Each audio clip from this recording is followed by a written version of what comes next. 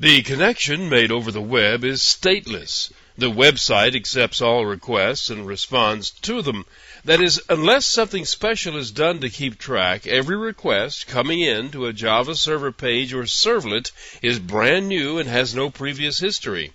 So if the state is important to your application, it's a matter of the servlet or the JSP keeping track of who's who. But the requests from one user may be intermingled with those of another. In fact, a number of users can have all their requests jumbled in among one another. Fortunately, there are ways of keeping this all straight and making certain that your servlet doesn't get itself tangled up.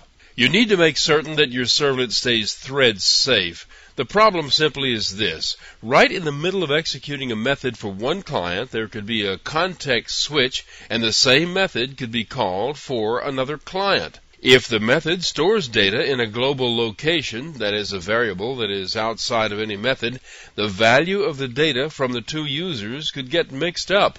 All Java classes are thread safe by the very design of Java itself, but you have to be careful that you do things to let them stay that way. The solution for this is to only use variables that are declared inside a method. You can use global variables if their value never changes, but changing variables should all be local. If you do this throughout, you don't need to do anything else. Two clients can be executing the same method, but they'll be using different variables because they're in different threads. There is an interface named Single Thread Model. If your servlet implements this interface, the system will guarantee that only one client at a time executes inside the servlet. But it has some disadvantages. If your website gets busy, only one user at a time is allowed access to the servlet, so it can slow things down, and this may not be a good idea. You can synchronize blocks of code so only one client at a time is allowed in that block. This doesn't solve everything, but it can solve some of these special situations.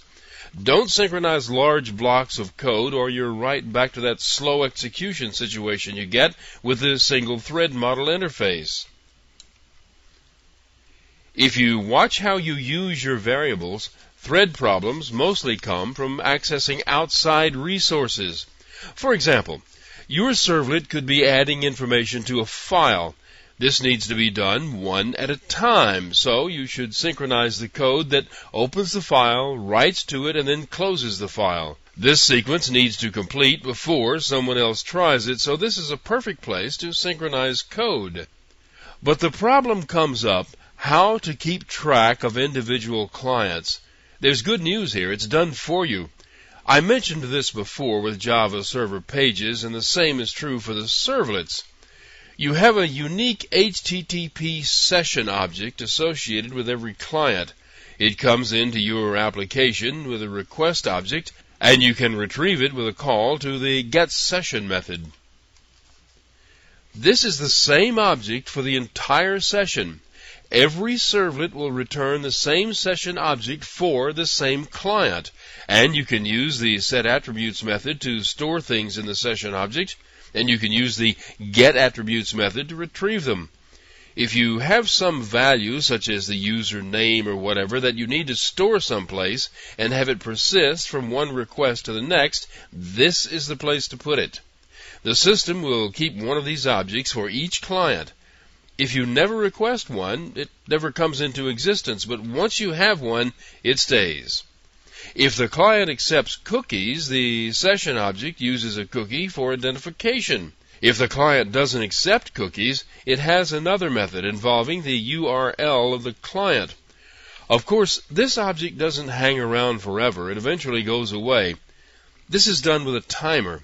After a certain period of time, if the session object is not requested by a servlet, it simply vanishes. It has methods named getMaxInActiveInterval and setMaxInActiveInterval that can be used by your servlet to read and set the amount of time before the session object disappears.